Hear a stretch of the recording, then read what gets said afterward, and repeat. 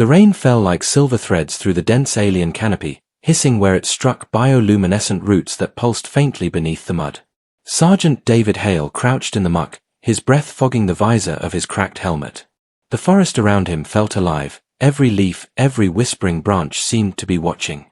His pulse thrummed in his ears as he studied the massive cage before him, the crude steel bars wet with condensation. Behind them, crouched in the shadows, was something that should not have been real. She was enormous, easily 15 feet tall even on her knees, her skin a deep cobalt blue streaked with darker patches that caught the faint light from the fungal trees. Chains bound her wrists, thick enough to tow a shuttle, but she wasn't struggling. She was smiling. Her eyes glowed golden through the dim, rain-specked light, fixed on him with an intensity that made his stomach twist. Her teeth, sharp and gleaming, flashed each time she breathed. Somewhere behind David, one of the scouts muttered, "You're insane, Hale. She eats men." A laugh followed, dark, mocking, half-daring. David ignored it. He was too tired to care who thought he was a fool. The mission had gone wrong 2 days ago. His unit had been ambushed near the western ridge, their comms jammed, their extraction point compromised. Of the 12 soldiers who'd dropped with him, only 3 remained, if you counted the corporal with the broken leg and the medic who wouldn't stop shaking. They'd stumbled onto this compound by accident, half-starved and half-hunted. Inside, they found horrors, cages, laboratories, alien remains dissected and catalogued by human hands. And then, at the heart of it all, her, the captive giantess, the records called Subject 9. He had read the tags on her cage before anyone else. Bioanthropoid, female variant, captured near River Delta 9. Notes scrawled in blood suggested she'd been there for months.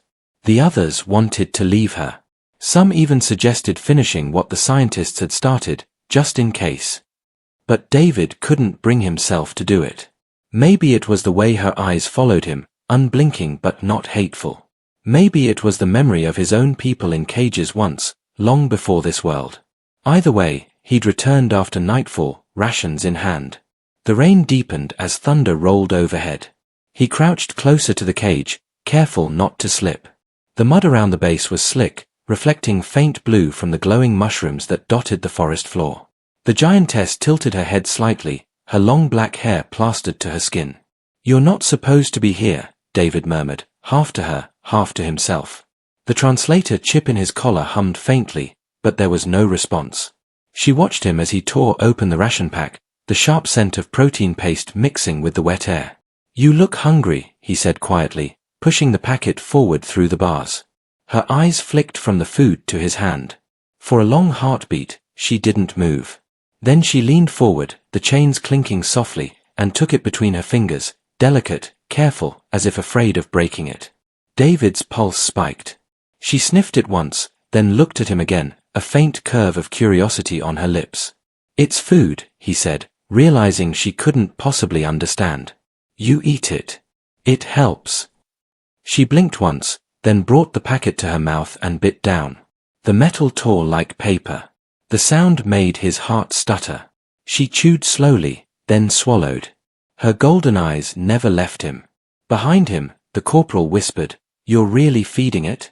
Jesus, Hale. You've lost it." Another voice, a rougher one, the lieutenant, chuckled darkly. "Let him. Maybe she'll eat him first." The words carried just enough malice to make David glance back. The silhouettes of his squadmates stood among the glowing trees, rifles slung low, faces pale in the ghost light. They weren't going to help. They were barely human anymore themselves, too long on this hellish planet, too many weeks without proper sleep or command. He turned back to her. "I'm not your enemy," he said softly. "You understand that, don't you?" For a moment, he thought he saw something shift in her expression.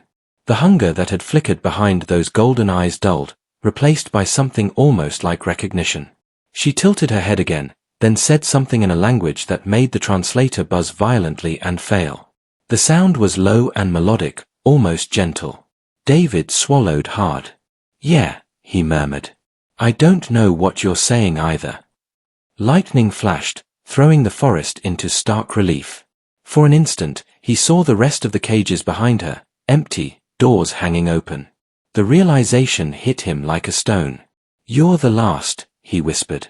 Her gaze followed his, then returned to his face. The faintest nod. The storm intensified. Sheets of rain drummed against the cage roof, running in rivulets down her skin.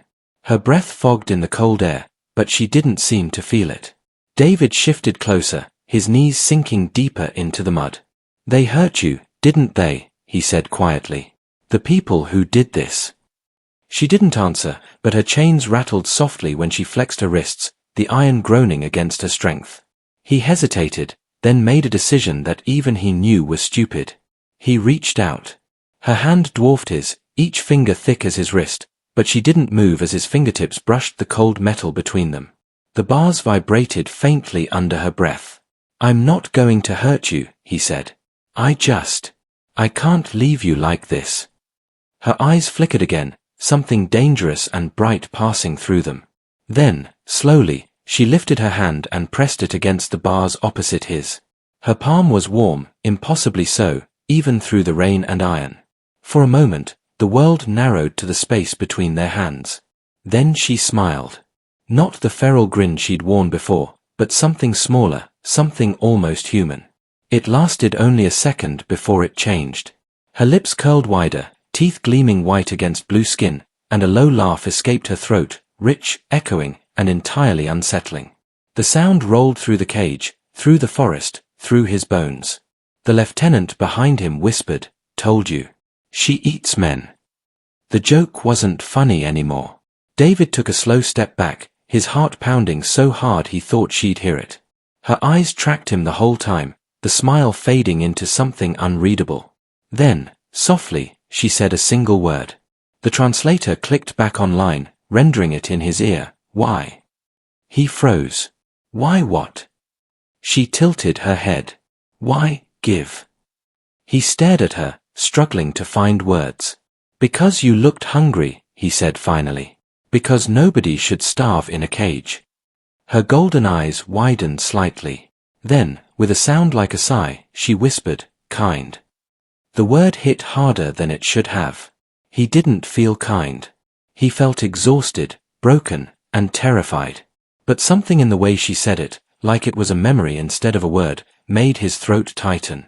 Before he could speak again, the forest shifted. A shadow moved between the glowing trees, tall and deliberate. David spun, rifle up, adrenaline cutting through his fatigue. The silhouette stepped into the dim light, a human shape in an armored exosuit, sleek and black. The visor glowed red. "Stand down, Sergeant," came the voice through the rain. "Step away from the cage." David's gut clenched. He recognized that voice, Captain Morrow, one of the research division commanders they'd assumed dead. The man moved closer, his weapon leveled. "You have no idea what that thing is," Morrow said. "It's not a prisoner, it's an experiment. Stand down." "She's alive," David shot back. "That makes her more than whatever you turned her into." Morrow's laugh was soft and cruel. "You think feeding it earns you mercy? You don't even know what you're feeding." Before David could respond, the giantess shifted. Chains scraped metal. Her voice, low and sharp, filled the air. "You hurt." The translator stuttered, then corrected, "You hurt many." Morrow stiffened. "It speaks." David stepped between them, weapon raised. "She understands enough." Morrow aimed his rifle.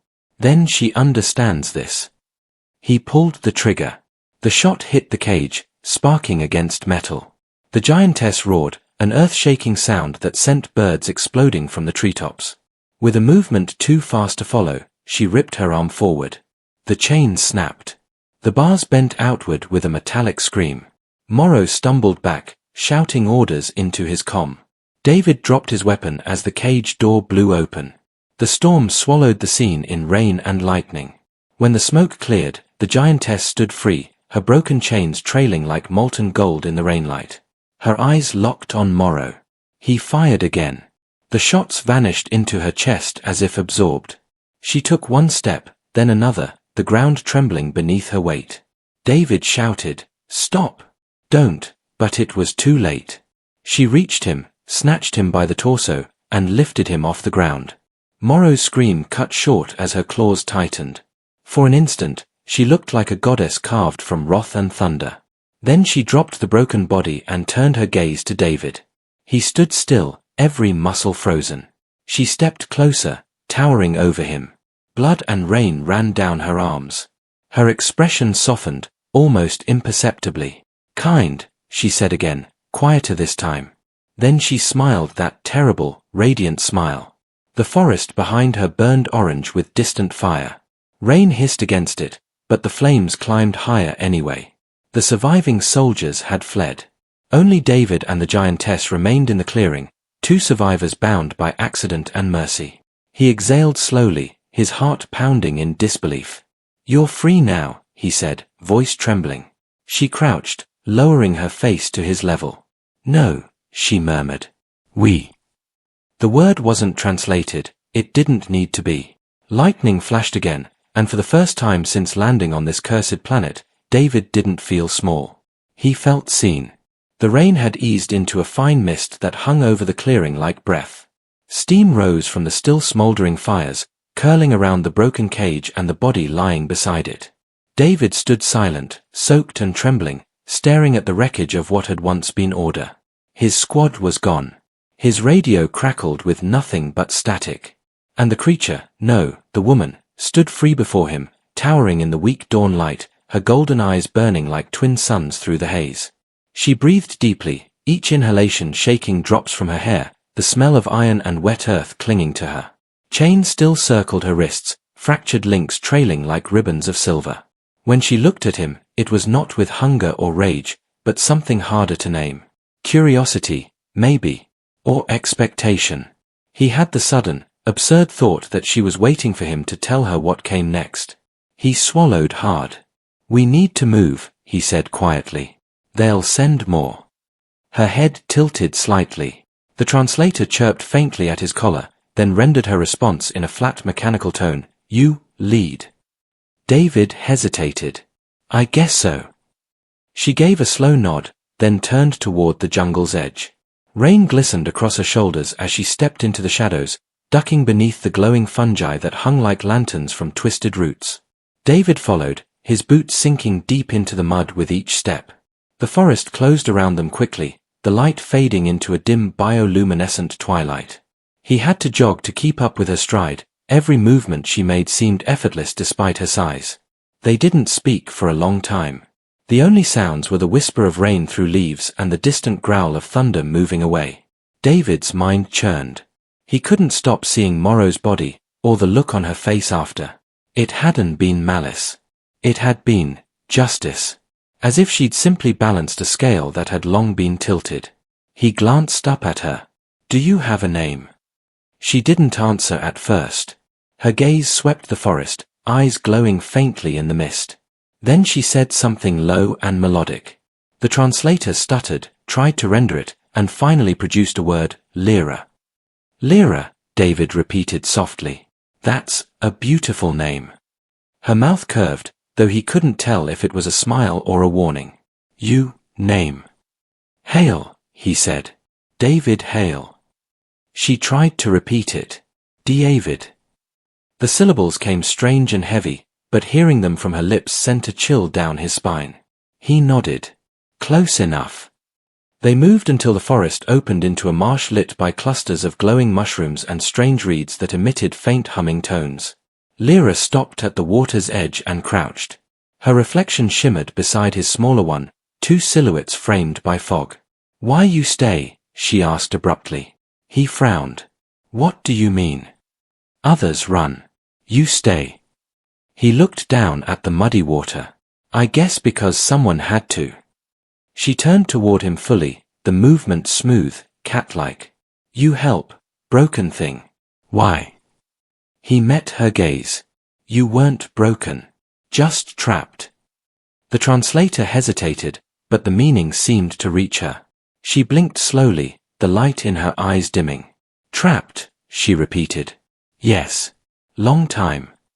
Her gaze drifted toward the sky, hidden by thick branches. "They come in fire. Chains. Take my sisters. Kill my kin." Her voice grew quieter, like a storm receding. "Only I remain." David's throat tightened. He wanted to say he was sorry, but the words felt empty. His people had built the cages. Apologies wouldn't fix that. Then we'll find the others, he said instead. If they're alive, we'll free them. Her eyes flickered back to him. You think you can? He met that burning stare without flinching. I'll try. Something changed in her posture then, barely perceptible, but real. Her shoulders lowered. Her expression softened. Try, she echoed.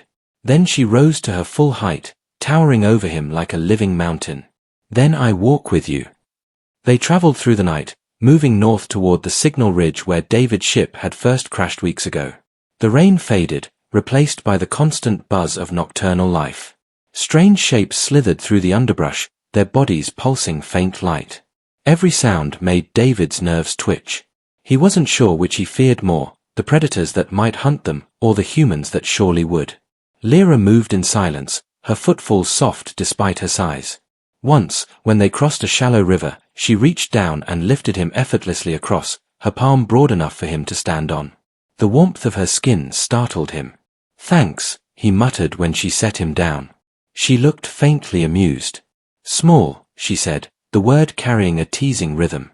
Yeah, well, compact, he said. Easier to hide.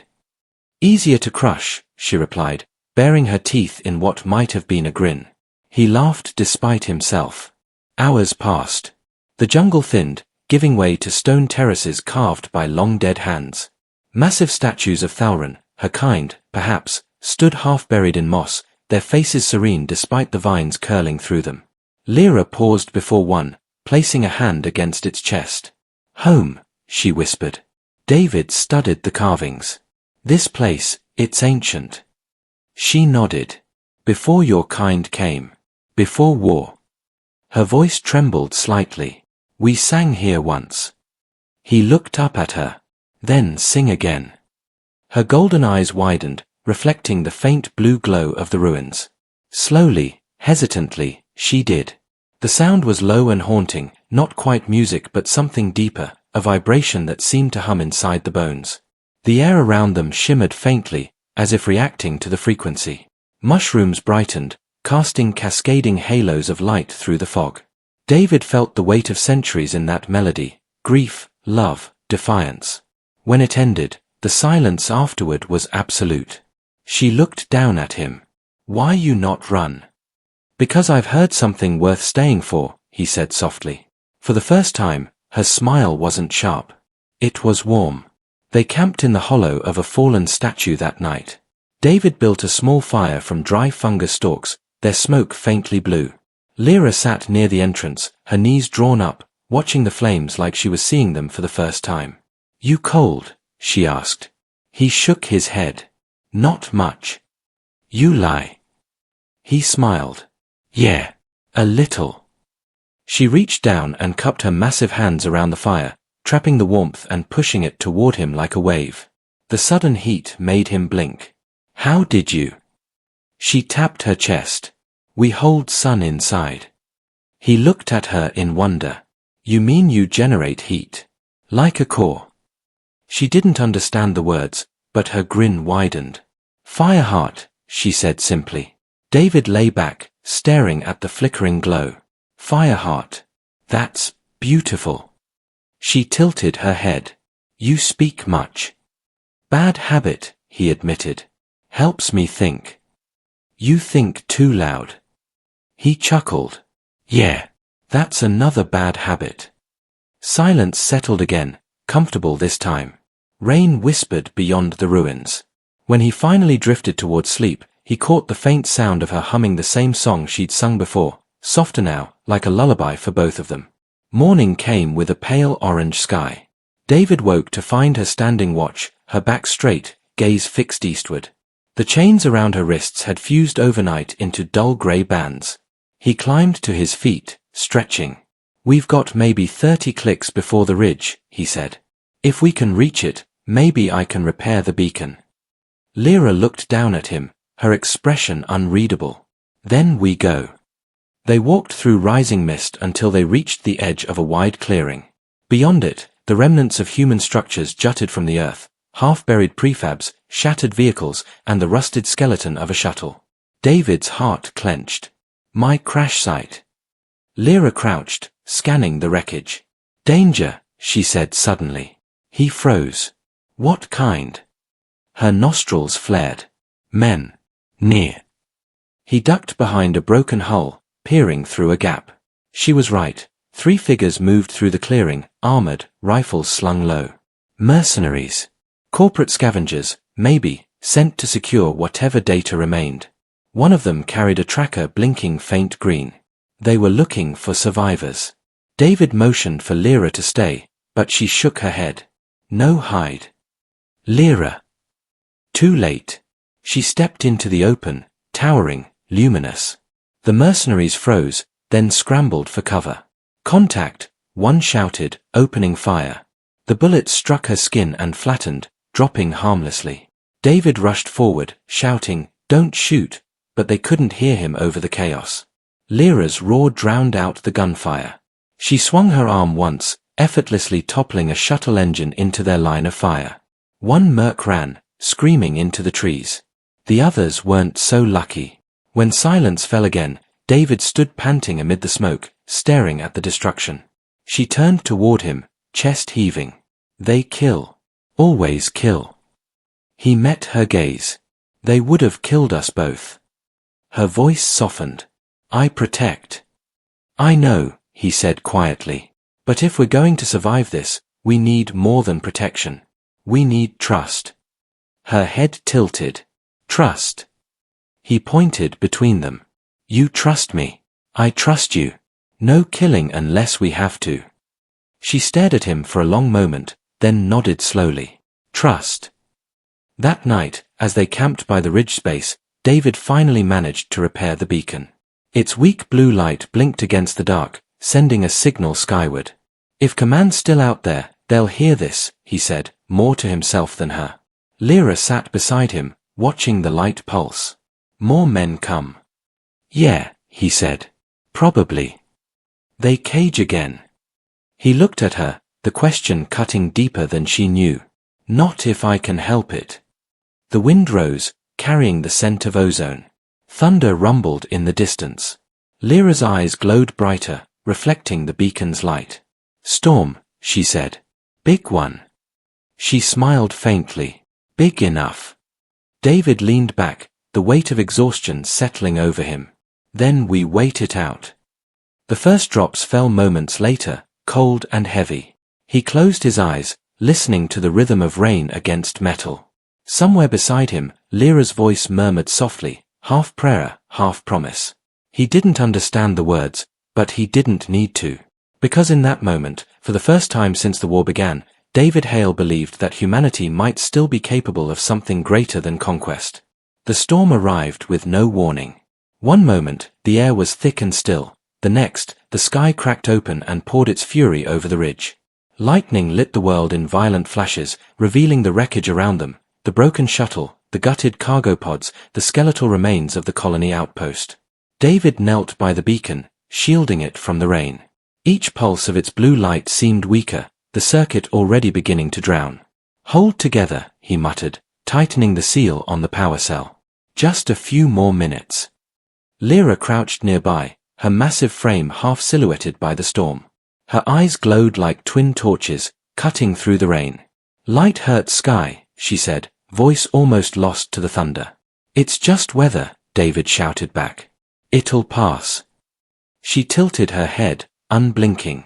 You fear it. He laughed, a short, ragged sound. Yeah, well, where I'm from, lightning's not exactly friendly either.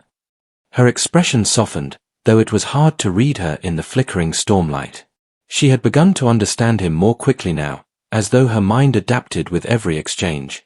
Each word she repeated came clearer, smoother. Sometimes, when she didn't know a word, she'd invent one, short, tonal fragments that carried more emotion than translation could. It fascinated him. She was learning, faster than any human could.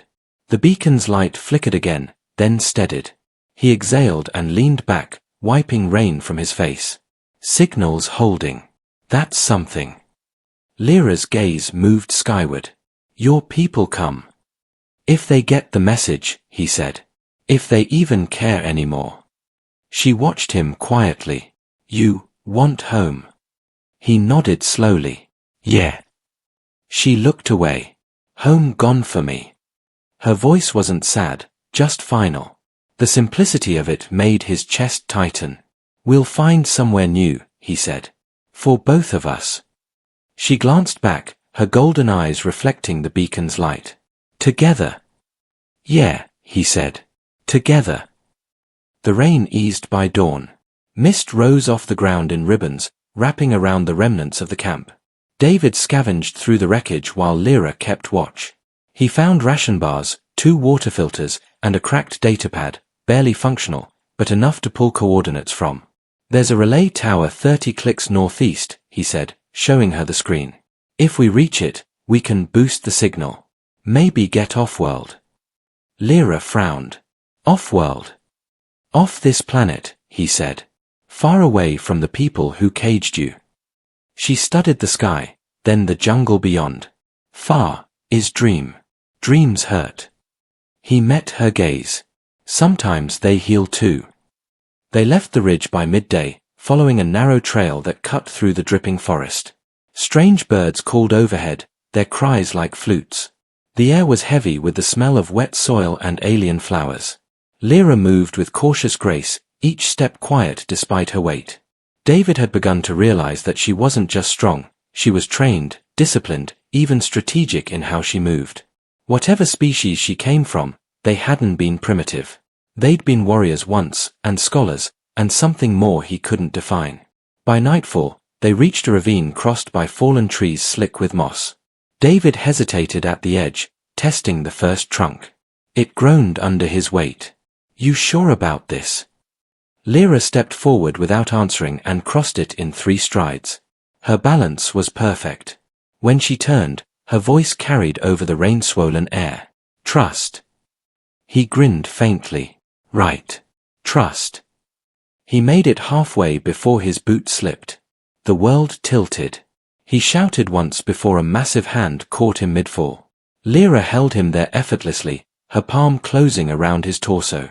Her expression was amused. Small, she said again, teasing. Yeah, well, he muttered, heart pounding, good thing you're big. She set him down gently on the far side. For a moment, they stood close enough that he could see the rain sliding down her skin, steam rising where it met her heat. Something stirred in her expression, a flicker of something almost human, almost tender. Then she turned away. We go. They traveled until exhaustion forced them to stop. David collapsed against a rock, his legs trembling. I'm not built for this pace. Lyra crouched nearby, her gaze scanning the dark. You stop, I guard. He gave a weary laugh. You ever sleep? She thought for a moment. Sometimes. When sky safe. Well, he said, leaning his head back, try it sometime. You might like it. When he woke, the forest was silent. Dawn painted the leaves in pale silver light. Lyra was gone. Panic surged through him until a soft splash drew his attention to the stream nearby. She was there, kneeling in the water, washing her hands. The light caught the scars across her arms, thin, silver lines that shimmered faintly beneath her skin. He approached quietly. Did they do that to you? She glanced back. Men in white. Fire hands. He swallowed. Scientists. She nodded. They cut. Ask questions. Hurt when I not answer. His stomach turned. And you didn't kill them. Her gaze met his. Not then. He didn't know how to respond. Instead, he crouched beside the stream, dipping his hands into the cold water. You deserved better, he said. She watched him silently, then reached out. Her fingers brushed his shoulder, a touch so light it barely registered. You different, she said softly. Why? He thought about it. Because I'm tired of seeing things break. Her eyes softened. You fix. Trying to, he said. They walked in silence for hours, moving through terrain that grew stranger with every step. The forest gave way to plains littered with black glass spires jutting from the ground, remnants of some ancient war. The air shimmered faintly, heat rising even though the sun was hidden. Radiation, he muttered, checking his scanner. Not lethal yet. Lyra stopped beside him. You sick? Not yet, he said. But we shouldn't stay long. As they skirted the edge of the field, movement flickered ahead. Figures emerged from the haze, 4 of them, armored, carrying rifles. David froze, pulling Lyra down behind a fractured spire. Scouts, he whispered. She peered over the rock, her pupils narrowing. Men.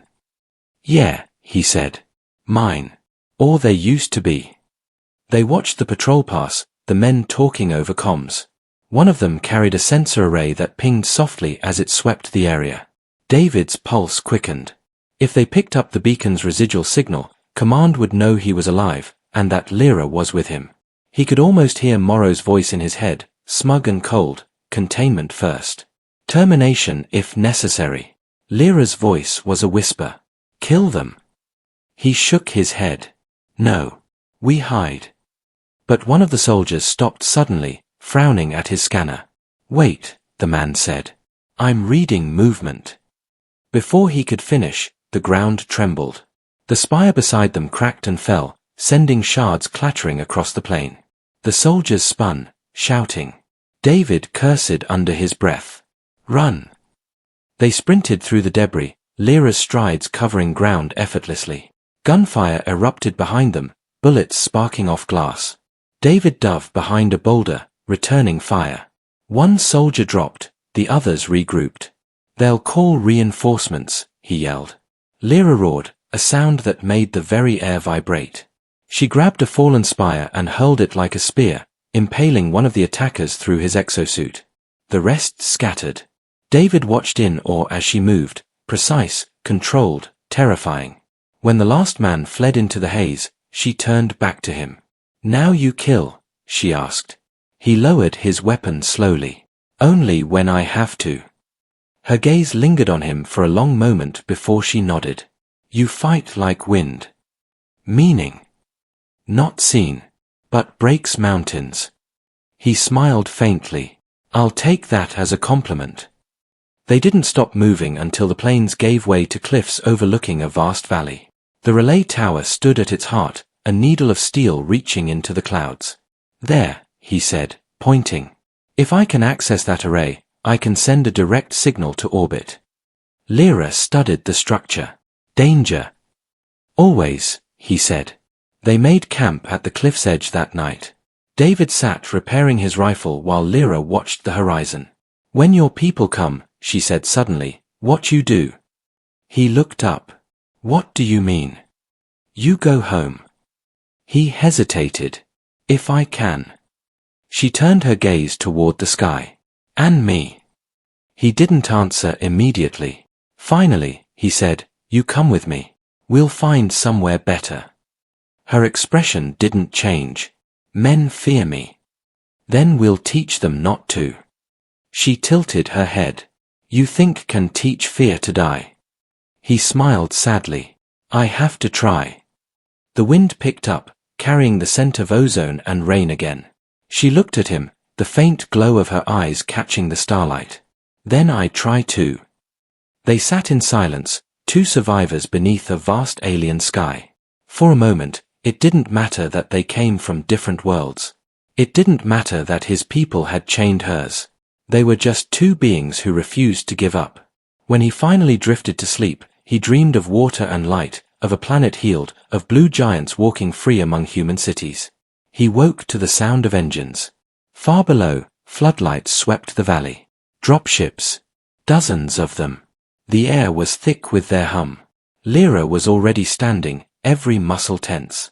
Your people, she said. Yeah, he breathed. My people. Her voice was low. They not come to save. No, he said. They came to clean up. The beacon must have worked. Command had found him. And now, they'd come for her. He turned to Lyra. We have to reach the tower before they do. She nodded, her expression set. Then we run. And together, they did, into the storm of engines and gunfire, toward the only chance either of them had left. The roar of engines shattered the fragile calm as dropships descended onto the valley floor, their searchlights cutting swaths through the early morning haze. David's heart pounded against his ribs as he watched the mechanical birds crowd the clearing below. The enemy was closing fast, the command's iron grip was tightening like a noose. Beside him, Lyra shifted, muscles coiled beneath her shimmering blue skin, eyes blazing gold with a mixture of fury and fear. "We run?" she asked, voice low but fierce. David shook his head. "Not this time." She arched an incredulous brow. "Fight. Fight." The cliff edge was steep and jagged, but it offered cover and access, perhaps their last chance to take the relay tower before the humans could capture it and subdue the signal forever. David set his jaw, fingers tightening on his rifle's grip. "We hold them here," he said. The two moved swiftly down the rocky path, shadows slipping between twisted alien foliage. The forest screamed with unseen life, its hum sharper in the tension of the coming clash. David could still taste the metallic tang of rain on his tongue and feel the damp press of moss beneath his boots. Lyra's steps thudded like distant thunder, each one punctuating the silence with raw power. They reached the tower base with seconds to spare, the colossal structure rising like a spear into the sullen sky. David wrenched open the service hatch, fumbling through tangled wiring and blinking lights. The storm's distant rumble grew, no longer just weather, but an echo of the approaching conflict. Lyra stationed herself silently near the entrance, towering, watchful, a blue sentinel in the dim light. "Signal booster," David muttered, pulling toolkits from his pack. "If I can clear the interference, send a continuous stream, maybe command can send reinforcements." "You risk everything." David met her gaze. "We've lost everything else." Minutes ticked by as he worked, sweat slick beneath the cold rain now turning to biting wind. Outside, the first squad descended through the canopy, silent and deadly, the killing intent hanging thick in the air. Shadows flickered past windows and broken walls, the wild chatter of comms buzzed faintly in his ear. Suddenly, a thunderous crash shook the ground and sent loose rubble cascading around them. Lyra growled low, stepping forward, towering like a storm incarnate. The invaders pushed toward the tower's entrance, weapons drawn and firing. David ducked, returning fire, the rifle's shots echoing sharply. The hiss and clang of energy rounds cracking against reinforced panels filled the chamber. Lyra's massive form smashed through doors and walls, cleaving through the attacking soldiers with terrifying grace and power. Her roars shattered the stale air as she fought not as a captive or weapon but as a living force of nature defending fractured hope. David glimpsed the lieutenant, the same callous figure who'd once ordered containment over compassion, pressing forward with a squad behind him. Heart racing, David stepped from cover, firing a precise burst that sent the lieutenant sprawling. But reinforcements swarmed, the odds were crushing. "Keep the signal going," he shouted to himself, fingers flying over circuits. Flickering lights steadied, the feedback hum rising in pitch. Outside, Lyra was locked in battle with the mercenaries, each movement brutal and elegant. She was mountain and tempest unleashed. Her skin shimmered under flashing gunfire, burning despite the cold. Despite their desperate attempts, the humans could barely scratch her. David scrambled to the tower's control panel, sweat stinging his eyes. The storm above reached a crescendo, lightning cast monstrous shadows through fractured windows. Voices cracked over open comms, shouting orders, commanding reinforcements to fall back, to hold positions wherever possible. The beacon began to pulse steadily, a digital heartbeat broadcasting their survival, their resistance, calling home and warning of the fight that still raged. In the chaos, David felt a surge of energy course through him. The promise of help. The possibility of survival. Behind him, a sudden impact slammed the wall, a deafening crack as mercenaries forced the breach. Lyra growled again, rushing to deflect their advance, her raw strength turning the tide momentarily. David turned to face the oncoming threat, rifle raised, but his vision blurred with exhaustion and pain. The relentless fight had peeled away months of hope, but his resolve burned brighter than ever. "I fight because I must," he whispered. "Because someone has to." As the dawn bled over the battlefield, the struggle steadied into a tenuous hold. The signal had gotten through. Somewhere, beyond stars and silence, reinforcements were coming. Lyra met his gaze, fierce and unyielding.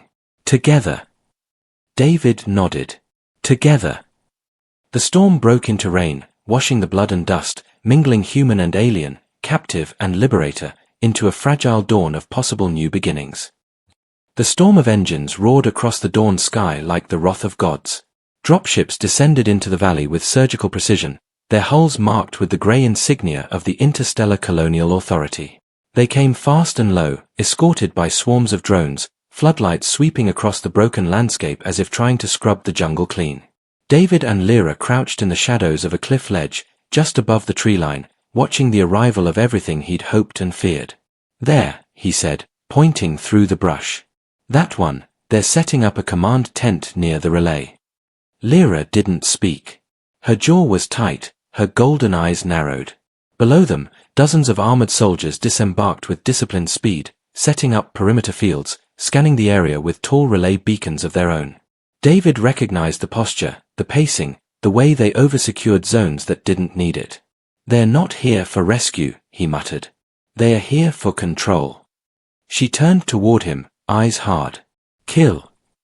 He shook his head. "Not yet." The signal tower still stood intact in the valley center, a gleaming spire rising above the trees. It had power, barely, but its uplink needed manual access from the base station near the command tent. If he could reach it, if he could transmit a raw data burst to the orbital station, someone above would see the truth, not just about him, but about her. "We'll move when they shift focus east," he said. "Just need to wait for the perimeter to reassign." Lyra's voice was low. "They sense you." He shook his head. "I'm not important enough anymore." She stared at him for a long moment, then turned her gaze skyward. The clouds had begun to break, streaking the atmosphere with shafts of light. It cast her face in high contrast, her features still strange but no longer frightening. Down below, something changed. A new ship arrived, sleeker, darker, bearing no insignia. It landed further from the others, and from its ramp stepped a figure David hadn't seen in weeks. Commander Tyr Vel. "Damn," David breathed. Lyra looked at him. "Enemy?" He nodded slowly. "The worst kind. He's the one who started Project Giant's fall. He won't want you alive." She rose slightly, her frame tense like a coiled storm. Vel stood tall and lean, his uniform crisp, his voice carrying even through the wind. "Deploy motion nets across sectors 2 and 3. I want infrared sweeps every 90 seconds. A soldier nearby asked, "You think the prototype survived this long?" Vel's smile was thin and cold. "If Subject 9 is still breathing, she's already hunting. We finish it today." David's heart sank. "They knew you escaped. They followed the destruction." Lyra didn't flinch. "Let them come." He grabbed her arm. "Not yet. We need proof. If I can transmit the core readings, show what they did to your people." "They know," she said. "They do not care. Then we make them care." It took them an hour to circle wide enough to approach from the relay tower's blind side. Every step through the brush was a gamble. Drones buzzed overhead, their scanning beams slicing through tree trunks like searchlights in a prison camp. David crawled low, feeling his gear drag through the wet leaves. Lyra followed behind him, impossibly quiet for her size. At the edge of the inner perimeter, they paused. The base station sat atop a raised pad flanked by 2 guards. A humming relay dish turned slowly above it, catching the sun's light in rotating flashes. "I need 2 minutes," David whispered. Lyra nodded once. He moved first, staying low, darting through the gaps between shielding pylons. The guards barely had time to react before she stepped into view. She didn't attack, she just stood. Still. Huge. Glowing. The soldiers shouted in panic, weapons raised, but they hesitated. David reached the terminal and slammed the datapad into the access port. Code scrolled rapidly across the screen. The beacon uplink engaged with a low hum, light pulsing along the relay like blood through a vein. He tapped into the restricted research archive, patched in the recordings from the cage, and fed it all into a raw uplink. The files were corrupted but intact, footage of her in chains, scientists running simulations, logs of failed empathy inhibition tests. His fingers blurred across the interface. Signal locked. Uplink engaged. "Come on," he whispered. Then gunfire erupted. He turned in time to see Lyra stumble. Her shoulder sparked from a high-velocity round. She roared, spinning to face the attackers, no longer soldiers, but black-suited operatives with face shield helmets. Tactical Containment Squad. Not Standard Corps. David stepped from cover and opened fire, dropping one of them before diving behind a comm pylon. Lyra charged, her wounded arm hanging low, the other snapping out to catch an attacker by the chest and hurl him through a portable shield wall. The others fell back, regrouping near the command tent. Vel stepped into view, calm amid the chaos. He raised a weapon unlike the others, a long device shaped like a trident, pulsing with energy. David knew it immediately. Nullifier. Designed to suppress high bioform entities. Lyra, he shouted. Fall back. She didn't. She stepped forward, 1 foot after the other, defiance written into every line of her form. Her eyes burned bright as fire. Vel fired. The beam struck her directly in the chest. She screamed, a sound that shattered the moment like glass. David fired blindly, trying to draw fire, but the weapon held her. Her knees hit the ground. David ran to her side, bullets sparking behind him. She looked at him through pain-glazed eyes. Run. He shook his head. No. She reached up with trembling fingers and pressed her palm to his chest. Her voice was barely a whisper. Fix, world. He grabbed her hand. Not without you. Then the sky changed. The relay dish flashed once. Then again. Then it screamed. A burst of white light shot from the tower, silent, clean, absolute. It swept across the field like a second sunrise. For a moment, everything stopped. The signal had gone out. Not just to orbit. To everyone. Civilian. Military. Press. The truth was loose. Vel screamed in rage, turning to destroy the tower, but it was too late. Lyra pushed herself upright. Her body shook, steam rising from her skin. She stood, wounded, burned, but alive. David stepped beside her. The soldiers hesitated. Some dropped their weapons. Others turned and fled. The chain of command had snapped. Vel raised his weapon again, fury twisting his features.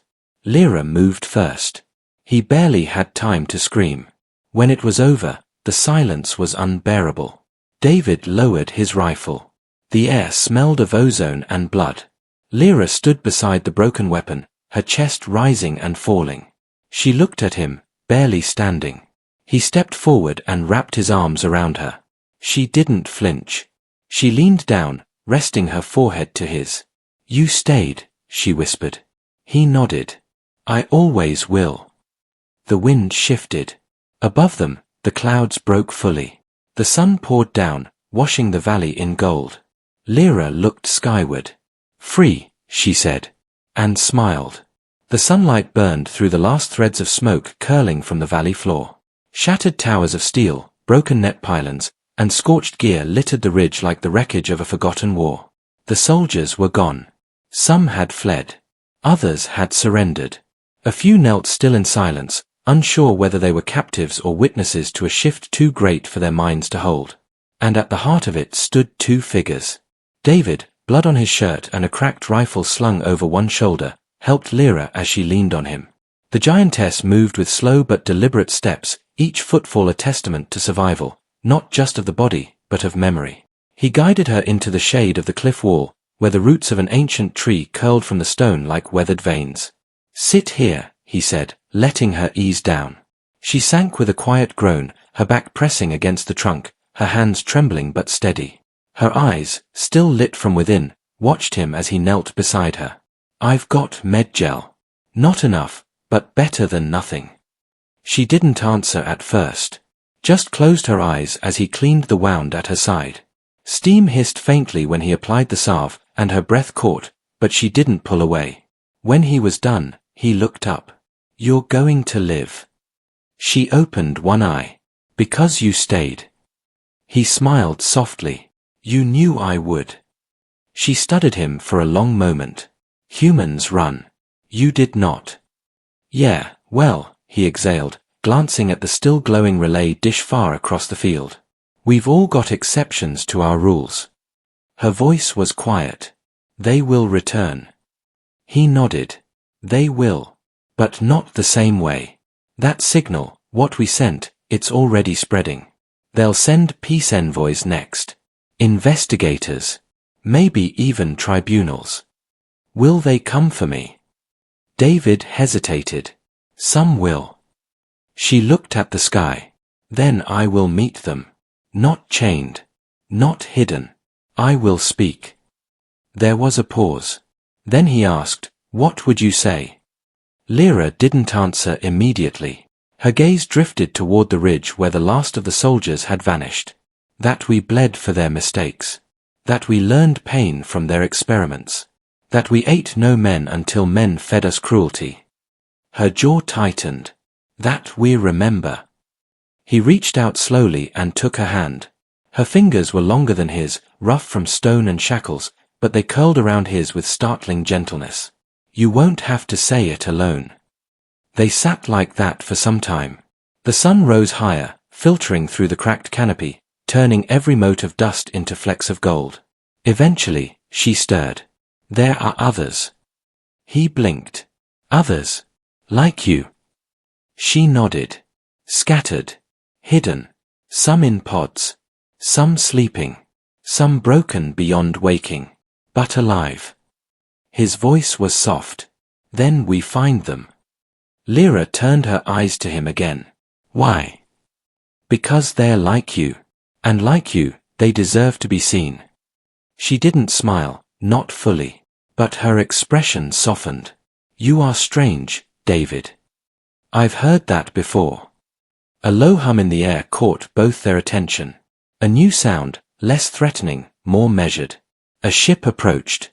Not a warbird. Civilian transport, shaped for atmosphere, painted white with emergency yellow stripes. David stood slowly. That's orbital dispatch. They got the signal. Lyra rose too, towering over him, still regal even in pain.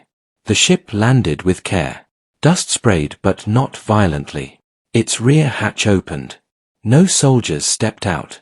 Just 3 people in grey environmental suits, unarmed. One raised a hand. David Cormack. He nodded. You're late. The woman approached. Her voice was level but tense. We received your data burst. The board has called an immediate suspension of all ICA research operations on Vela. She looked past him, toward Lyra. We were told there were survivors. There are, he said. She's the reason any of us know the truth. The woman stared. She's enormous. Lyra arched an eyebrow. David raised a brow. Do you want to rephrase that before she eats you? The woman flinched, then forced a nervous smile. I meant no offense. Lyra stepped forward, her voice clear. I am not your enemy. Another team member whispered, that's Subject 9. She's supposed to be violent. David turned on them. She was supposed to be a weapon. But she made a choice. She could have killed all of you. She didn't. The team leader took a breath. Then we start with respect. Lyra nodded once. The debrief lasted hours. Teams spread across the ridge, cataloguing the wreckage. David sat through questions, repeated testimony, interviews sent straight to orbital command. Lyra remained silent for most of it, speaking only when addressed directly, and only answering what mattered. When the main team had packed up and departed with their data cores, the leader returned to him. You're not going back with us. He shook his head. Not yet. There'll be hearings. I'll testify when they call me. The woman hesitated. And her. David glanced over his shoulder. Lyra stood at the tree line, watching the forest breathe again. She's not a subject anymore. She's free. The team left. And for the first time in weeks, the valley went quiet. That night, they built a small fire beneath the shelter of ancient roots.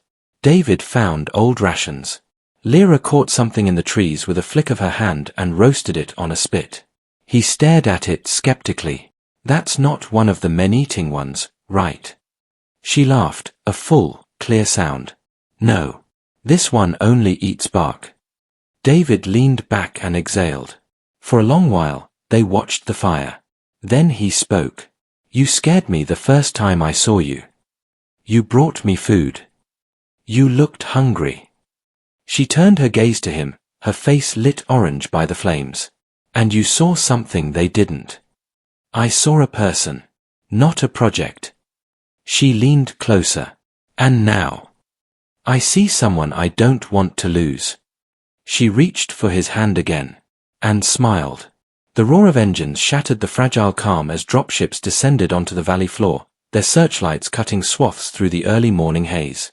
David's heart pounded against his ribs as he watched the mechanical birds crowd the clearing below.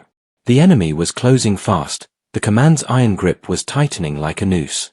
Beside him, Lyra shifted, muscles coiled beneath her shimmering blue skin, eyes blazing gold with a mixture of fury and fear. We run, she asked, voice low but fierce. David shook his head. Not this time. She arched an incredulous brow. Fight. Fight. The cliff edge was steep and jagged, but it offered cover and access, perhaps their last chance to take the relay tower before the humans could capture it and subdue the signal forever. David set his jaw, fingers tightening on his rifle's grip. We hold them here, he said.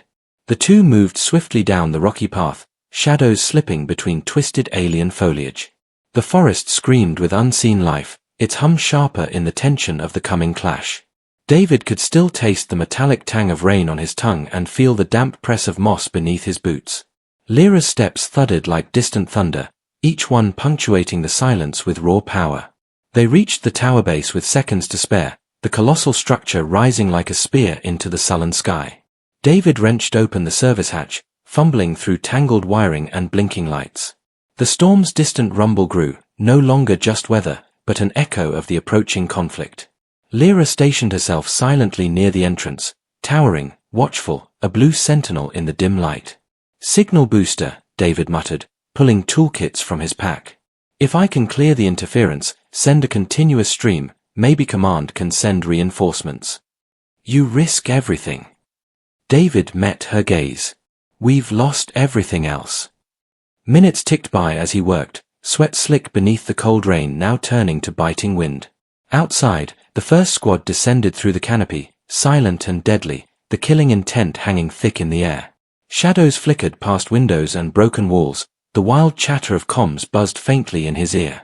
Suddenly, a thunderous crash shook the ground and sent loose rubble cascading around them. Lyra growled low, stepping forward, towering like a storm incarnate. The invaders pushed toward the tower's entrance, weapons drawn and firing. David ducked, returning fire, the rifle's shots echoing sharply. The hiss and clang of energy rounds cracking against reinforced panels filled the chamber.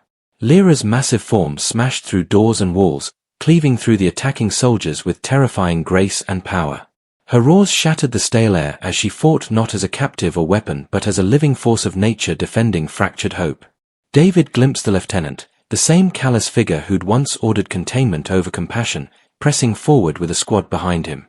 Heart racing, David stepped from cover, firing a precise burst that sent the lieutenant sprawling. But reinforcements swarmed, the odds were crushing. Keep the signal going, he shouted to himself, fingers flying over circuits. Flickering lights steadied, the feedback hum rising in pitch. Outside, Lyra was locked in battle with the mercenaries, each movement brutal and elegant. She was mountain and tempest unleashed. Her skin shimmered under flashing gunfire, burning despite the cold. Despite their desperate attempts, the humans could barely scratch her. David scrambled to the tower's control panel, sweat stinging his eyes. The storm above reached a crescendo, lightning cast monstrous shadows through fractured windows. Voices cracked over open comms, shouting orders, commanding reinforcements to fall back, to hold positions wherever possible. The beacon began to pulse steadily, a digital heartbeat broadcasting their survival, their resistance, calling home and warning of the fight that still raged. In the chaos, David felt a surge of energy course through him.